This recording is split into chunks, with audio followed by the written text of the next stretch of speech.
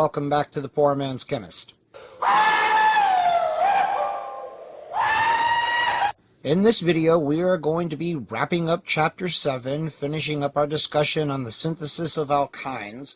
I am going to do a brief review real quick at the beginning, just because I wasn't happy about how I covered a few things in the last video, and I just want to touch on them to make sure everybody is clear about everything. Learn, goddammit. We are also going to be talking about organic synthesis and retrosynthetic analysis. I know that will make a lot of people happy. We finally reached a point where there are whole sections in the textbook devoted to these topics, so you have arrived. Let me show you something that'll make you feel young as when the world was new.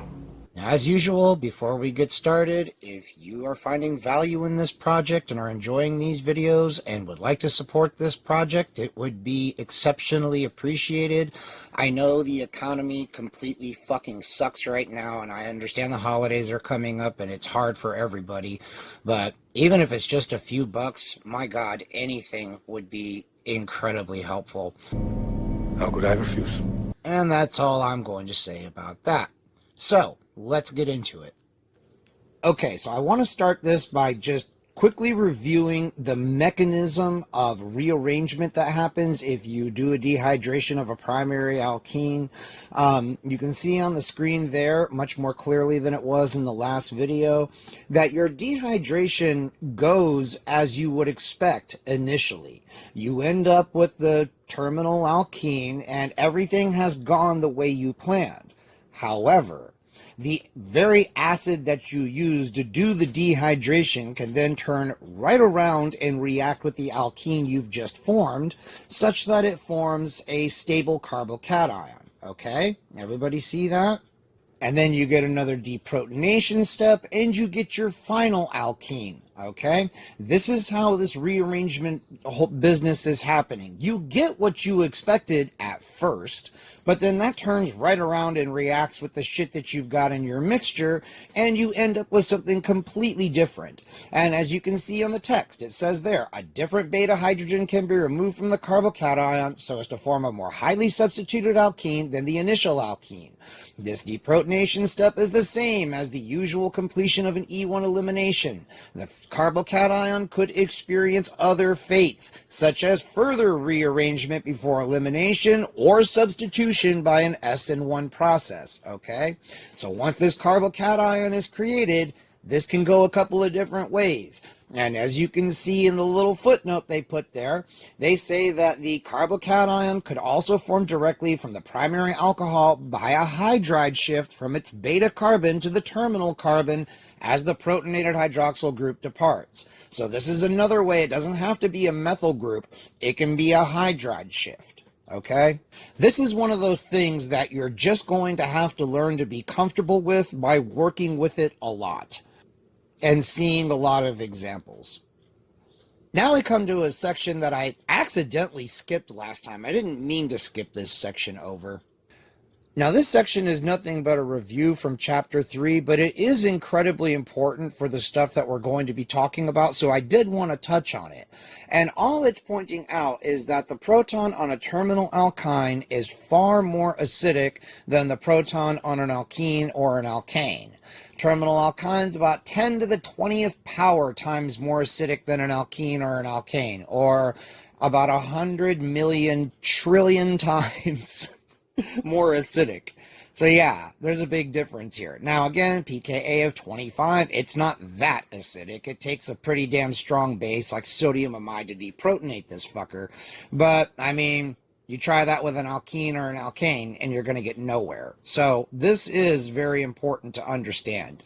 And you can see there they have some, orders of relative acidity and relative basicity. These are things that you should remember because it will come up later.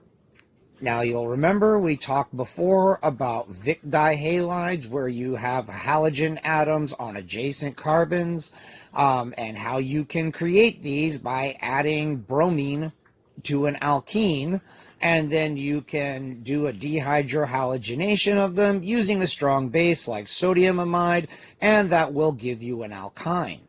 We also mentioned that this could be done from geminal dihalides, and in gem dihalides you have the two halogen atoms bonded to the same carbon.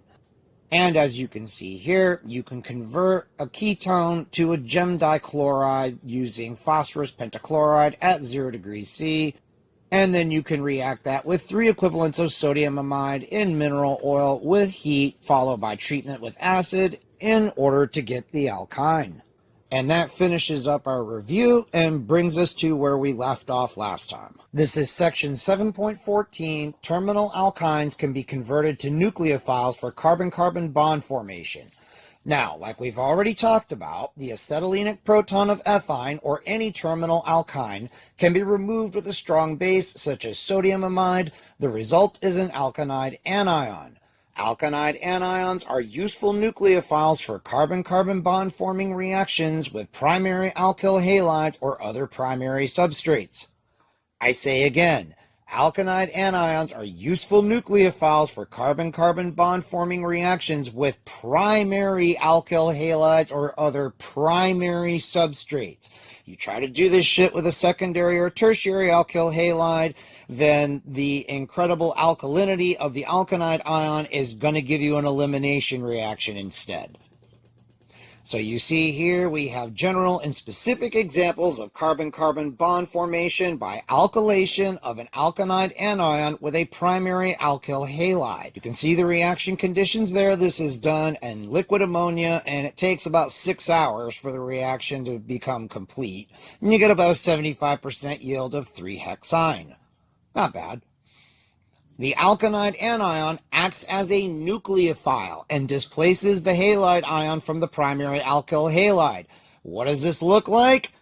Say it with me. It's an SN2 reaction. Woot! See? Again and again and again, this shit will keep coming up. Primary alkyl halide should be used in the alkylation of alkynide anions so as to avoid competition by elimination, as I've already said. Primary alkyl halides should be used in the alkylation of alkynide anions so as to avoid competition by elimination. Use of a secondary or tertiary substrate causes E2 elimination instead of substitution because the alkynide anion is a strong base as well as a good nucleophile. So, your choice of alkyl halide, very, very, very important. Now, the alkylation of alkynide anions illustrates several essential aspects of structure and reactivity that have been important to our study of organic chemistry thus far. First of all, the preparation of the alkynide anion involves simple Bronsted-Lowry acid-base chemistry. Hopefully you guys are starting to pick up on the fact that acid-base reactions are going to be all over the place throughout this course. Now, once it's formed, the alkynide anion is a Lewis base, with which the alkyl halide reacts as an electron pair acceptor, a Lewis acid. The alkynide anion can thus be called a nucleophile because of the negative charge concentrated at its terminal carbon. It is a reagent that seeks a positive charge, which is why we call it a nucleophile, nucleus-loving. The alkyl halide can be called an electrophile because of the partial positive charge at the carbon bearing the halogen. It is a reagent that seeks a negative charge. Polarity in the alkyl halide is the direct result of the difference in electronegativity between the halogen atom and the carbon atom. The electrostatic potential maps for ethanide, which is acetylide anion, and chloromethane illustrate the complementary nucleophilic and electrophilic character of a typical alkynide anion and alkyl halide. The ethanide anion has strong localization of negative charge at its terminal carbon, indicated by red in the electrostatic potential map. Conversely, chloromethane has a partial positive charge at the carbon bonded to the electronegative chlorine atom. Thus, acting as a Lewis base, the alkynide anion is attracted to the partially positive carbon of the alkyl halide. Assuming a collision between the two occurs with the proper orientation and sufficient kinetic energy, as the alkynide anion brings two electrons to the alkyl halide to form a new bond, it will displace the halogen from the alkyl halide. The halogen leaves as an anion with the pair of electrons that formerly bonded it to the carbon. This is an SN2 reaction, which I hope everybody can see. And that brings us to section 7.15, the hydrogenation of alkenes. I get a lot of questions about this type of reaction in the comment section on videos, so this section should be interesting to people. Now, alkenes react with hydrogen in the presence of a variety of metal catalysts to add one hydrogen atom to each carbon atom of the double bond.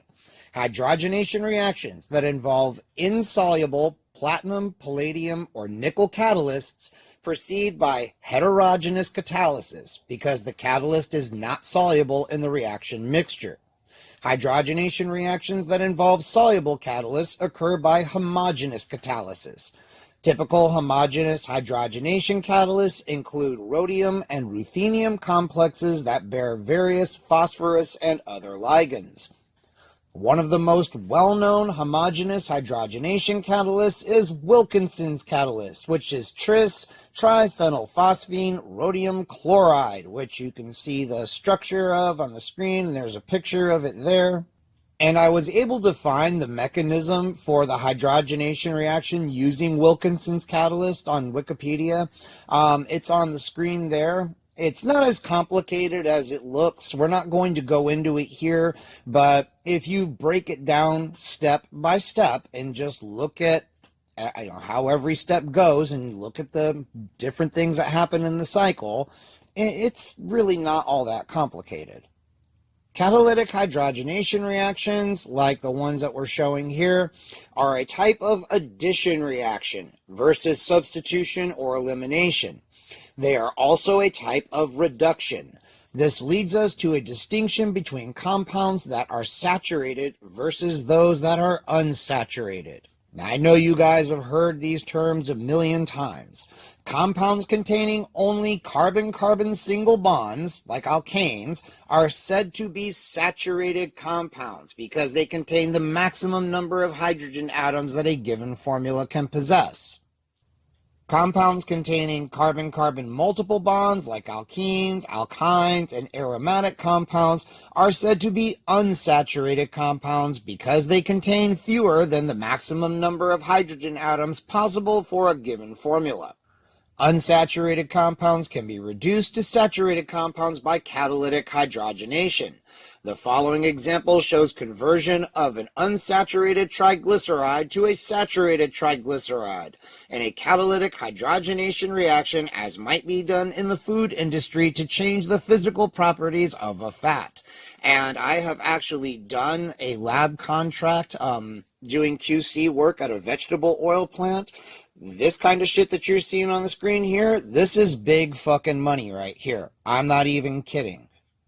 This is $1 billion industry that you're looking at.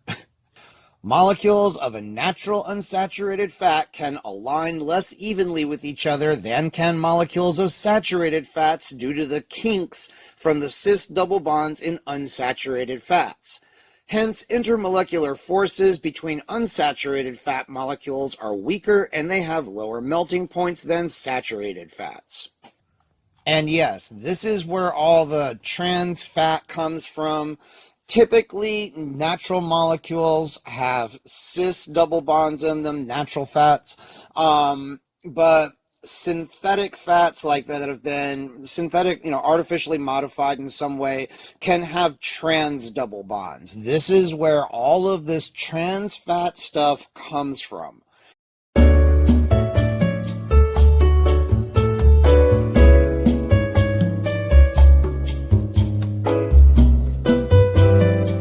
So now you know all there is to, well, not even close to all there is to know about it, but now you understand more about it, what's going on there.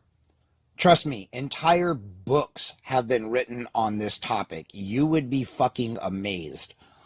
And now that brings us to section 7.16, hydrogenation, the function of the catalyst. So we're going to be looking at the catalyst here and talking about how that shit works.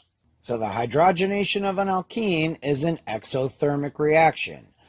Although the process is exothermic, there is usually a high free energy of activation for uncatalyzed alkene hydrogenation, and therefore the uncatalyzed reaction does not take place at room temperature. However, hydrogenation will take place readily at room temperature in the presence of a catalyst because the catalyst provides a new pathway for the reaction that involves a lower free energy of activation. Heterogeneous hydrogenation catalysts typically involve finely divided platinum, palladium, nickel, or rhodium deposited on the surface of powdered carbon, in other words, charcoal. Hydrogen gas introduced into the atmosphere of the reaction vessel adsorbs to the metal by a chemical reaction where unpaired electrons on the surface of the metal pair with the electrons of the hydrogen, and this binds the hydrogen to the surface. The collision of an alkene with the surface-bearing adsorbed hydrogen causes absorption of the alkene as well. A stepwise transfer of hydrogen atoms takes place, and this produces an alkane before the organic molecule leaves the catalyst surface. As a consequence, both hydrogen atoms usually add to the same side of the molecule. This mode of addition is called a syn addition. So an addition that places the parts of the adding reagent to the same side or face of the reactant is called a syn addition. And we've just seen an example of that with the platinum catalyzed addition of hydrogen to an alkene. The opposite of a syn addition is an anti-addition. An anti-addition places the parts of the adding reagent on opposite faces of the reactant.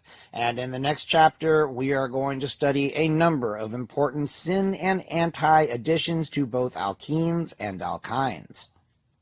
Now, let's move on from talking about the hydrogenation of alkenes to talk about the hydrogenation of alkynes. Depending on the conditions and the catalyst employed, 1 or 2 molar equivalents of hydrogen will add to a carbon-carbon triple bond. When a platinum catalyst is used, the alkyne generally reacts with 2 molar equivalents of hydrogen to give an alkane. However, hydrogenation of an alkyne to an alkene can be accomplished through the use of special catalysts or reagents. Moreover, these special methods allow the preparation of either E or Z alkenes from disubstituted alkynes. And that brings us to 7.17a and the syn addition of hydrogen to alkenes to synthesize cis alkenes. A heterogeneous catalyst that permits hydrogenation of an alkyne to an alkene is the nickel boride compound called the P2 catalyst. The P2 catalyst can be prepared by the reduction of nickel acetate with sodium borohydride in ethanol. Hydrogenation of alkynes in the presence of P2 catalyst causes syn addition of hydrogen. The alkene formed from an internal alkyne has the Z or cis configuration. The hydrogenation of 3-hexyne illustrates this method. The reaction takes place on the surface of the catalyst, accounting for the syn addition. Other specially conditioned catalysts can be used to prepare cis alkenes from disubstituted alkynes. Metallic palladium deposited on calcium carbonate can be used in this way after it has been conditioned with lead acetate and quinoline. This special catalyst is known as Lindlar's catalyst.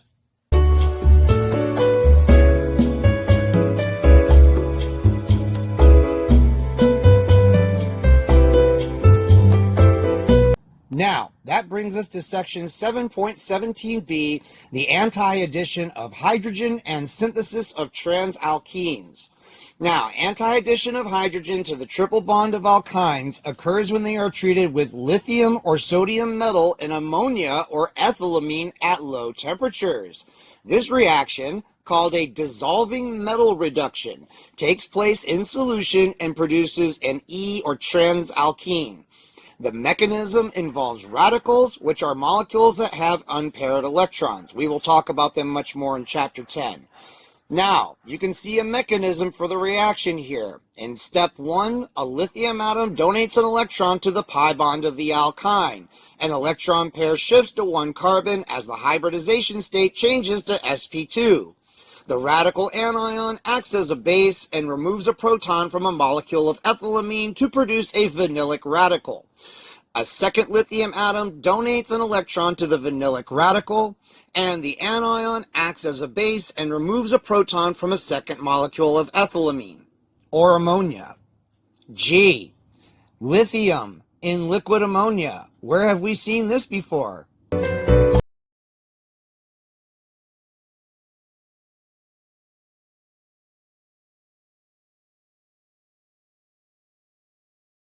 The mechanism for this reduction, just shown you, involves successive electron transfers from lithium or sodium atoms and proton transfers from amines or ammonia.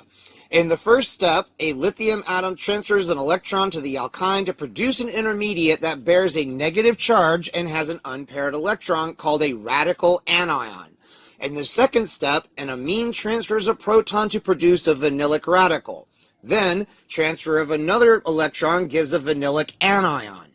It is this step that determines the stereochemistry of the reaction. A transvinylic anion is formed preferentially because it is more stable. The bulky alkyl groups are further apart.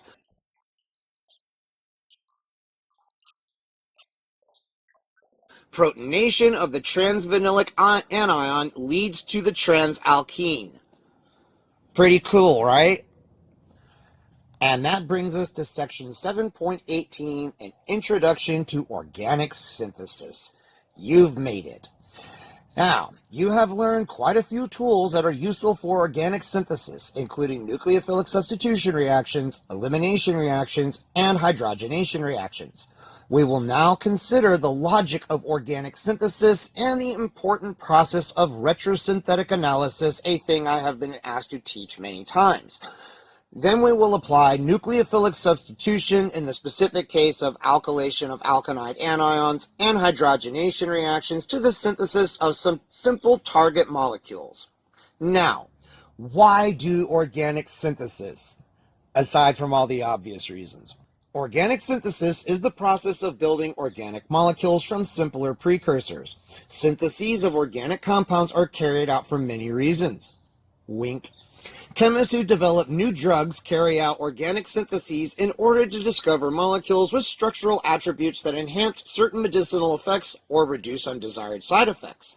Crixivan, whose structure is shown on the screen, was designed by small-scale synthesis in a research laboratory and then quickly moved to large-scale synthesis after its approval as a drug. Wow, getting approval first.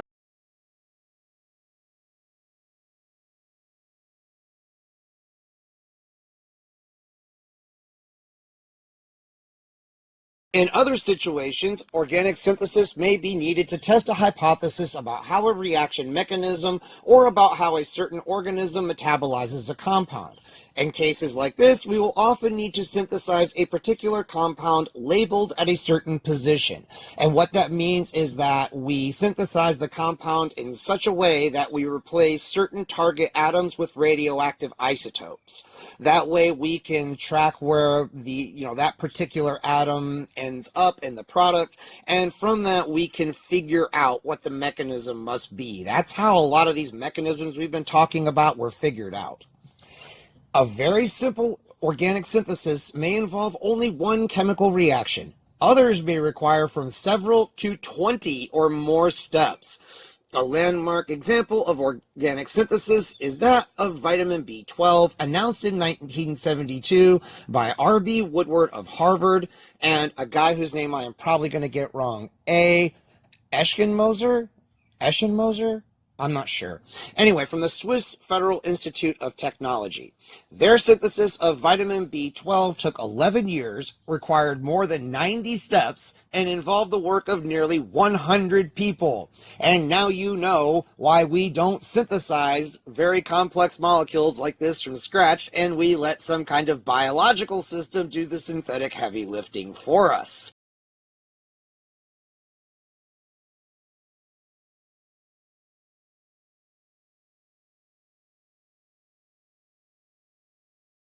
We will work with much simpler molecules in this textbook. I love how they say that, you think? An organic synthesis typically involves two types of transformations. One are reactions that convert functional groups from one to another. Two are reactions that create new carbon-carbon bonds. All right? So you have functional group conversion and carbon-carbon bond formation. You have studied examples of both types of reactions already. For example, hydrogenation transforms the carbon-carbon double or triple bond functional groups in alkenes and alkynes to single bonds, actually removing a functional group in this case. And alkylation of alkyne anions forms carbon-carbon bonds. Ultimately, at the heart of organic synthesis is the orchestration of functional group interconversions and carbon-carbon bond forming steps. Many methods are available to accomplish both of these things. And if this is starting to sound like we're moving from the realm of science and into artistry, you are not wrong. Organic synthesis is an art as well as a science. I don't care what anybody says. Now, retrosynthetic analysis, planning and organic synthesis. Sometimes it is possible to visualize from the start all the steps necessary to synthesize a desired molecule from obvious precursors. Often, however, the sequence of transformations that would lead to the desired compound is too complex for us to see a path from the beginning to the end. In this case, since we know where we want to finish, but not where we want to start, we envision the sequence of steps that is required in a backward fashion, one step at a time. We begin by identifying immediate precursors that could react to make the target molecule. Once these have been chosen, they in turn become new intermediate target molecules, and we identify the next set of precursors that we could react to form them, and so on and so on. This process is repeated until we have worked backwards to compounds that are sufficiently simple that they are readily available in a typical laboratory. And yes, there is software that will do this kind of stuff, but it is an absolutely vital skill if you want to learn organic chemistry to know how to do this. And yes, a lot of times there are multiple pathways you could take. So this can get fairly complicated. All right, so the process we have just described is called retrosynthetic analysis. Duh. The open arrow is called a retrosynthesis arrow and means that a molecule can be synthesized from its most immediate precursor by some chemical reaction. All right, so that open arrow is not there just for decoration. That actually means something. Although some of the earliest organic syntheses likely required some type of analytical planning, it was E.J. Corey, the great fucking Corey, who first formalized a set of global principles for chemical syntheses, a process which he termed retrosynthetic analysis, and that enabled anyone to plan a complex molecule synthesis. All hail the great E.J. Corey. Once retrosynthetic analysis has been completed, to actually carry out the synthesis, we conduct the sequence of reactions from the beginning, starting with the simplest precursors and working step by step until the target molecule has been achieved. And just a note about Corey, he won the Nobel Prize for Chemistry in 1990 for finding new ways of synthesizing organic compounds. And I love what the Nobel Committee had to say here. These have contributed to the high standards of living and health enjoyed in the Western world. Until recently. Anyway, so when you are doing a retrosynthetic analysis, it is necessary to generate as many possible precursors and hence different synthetic routes as possible. All right? We evaluate all the possible advantages and disadvantages of each path, and in so doing, determine the most efficient route for synthesis. The prediction of which route is most feasible is usually based on specific restrictions or limitations of reactions in the sequence, the availability of material, or other factors. In actuality, more than one route may work well. In other cases, it may be necessary to try several approaches in the laboratory in order to find the most efficient or successful route. So I hope you guys are starting to see, this is really just common sense, which is always like when people ask me to teach it to them, it's like, well, there's no way I can teach you this. You just have to do it. But in order to just sit down and do it, you need to know all of the different reactions, their mechanisms, their limitations, everything. That's why we are going into so much detail about this shit. Now, identifying precursors. In the case of functional groups, we need to have a toolbox of reactions from which to choose those we know can convert one functional group into another. You will develop such a toolbox of reactions as you proceed through your study of organic chemistry, which is why I keep saying take notes. Similarly, with regard to making carbon-carbon bonds in synthesis, you will develop a repertoire of reactions for that purpose. In order to choose the appropriate reaction for either purpose, you will inevitably consider basic principles of structure and reactivity. And again, for the 10,000th time, now you see why I had to start at the beginning of Chapter 1. Many organic reactions depend on the interaction of molecules that have complementary full or partial charges. One very important aspect of retrosynthetic analysis is being able to identify those atoms in a target molecule that could have had complementary opposite charges in synthetic precursors. Consider, for example, the synthesis of 1-cyclohexyl-1-butyne.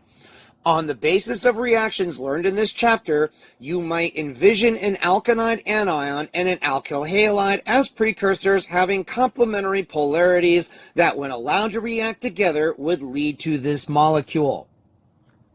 Sometimes, however, it will not at first be obvious where the retrosynthetic bond disconnections are in a target molecule that would lead to oppositely charged or complementary precursors. The synthesis of an alkane would be such an example. An alkane does not contain carbon atoms that could directly have had opposite charges in precursor molecules.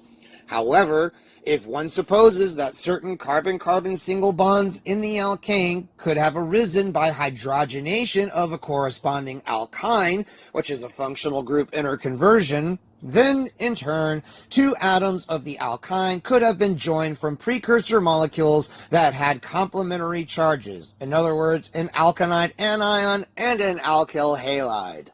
Consider the following retrosynthetic analysis for 2-methylhexane.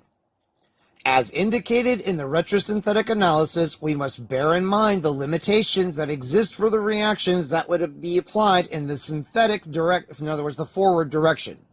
In the example above, two of the pathways have to be discarded because they involve the use of a secondary alkyl halide or a primary halide branched at the second carbon, in other words, the beta carbon. So we know those won't work. They will give us eliminations, so we have to discard those pathways. Now, probably the best fucking paragraph in this entire book, man. This is how I know the people that wrote this shit are cool. Section 7.18d. Raison d'etre. I think that means your reason for being. Solving synthetic puzzles by application of retrosynthetic analysis is one of the joys of learning organic chemistry. You goddamn right. As you might imagine, there is skill and artistry involved. Over the years, many chemists have set their minds to organic synthesis, and because of this, we have all prospered from the fruits of their endeavors. Couldn't have said it better myself. God, dude, that just gives me chills every time I read it. Ooh, yeah. Godlike power over carbon is mine!